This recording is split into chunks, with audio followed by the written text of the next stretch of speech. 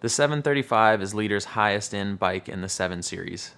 The 735 features a larger, more aerodynamic down tube, yet it does not weigh any more than its predecessor, the 725. The seat tube is also hydroformed, and the frame comes with CNC dropouts. Also new for 2014 is this glorious candy apple red paint job. The paint job featured on the 735 is of 6 polyurethane coats, which makes for a hard, durable shell, which makes it more scratch resistant in the urban environment. And now I'll show you how to build this fine machine. The first thing that you want to do when building your 735 is get a 27/2 seat post, install it into the seat tube of the bike, tighten it sparingly so that you can then clamp the bike into the stand. When I build bikes, I like to start at the front and work my way back. So the first thing that I did was install the fork race onto our i806 full carbon fork. So I then installed the headset cups into the frame so that I can install the entire fork assembly and stem and measure the fork steer tube so that I knew where to cut it. Once the excess steer tube was off the fork, I could then fully assemble the front end of the bicycle.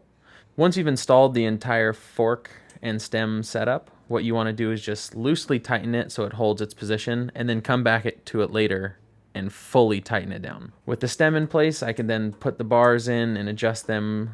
Now with the front end done, I'll go down to the bottom bracket and install the bottom bracket.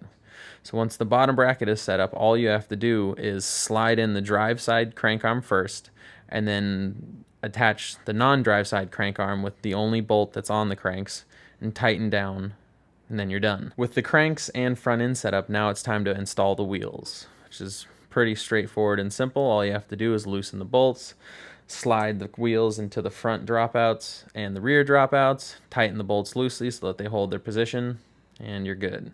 With the rear wheel in position, you can then grab your chain and measure out the desired length that you want.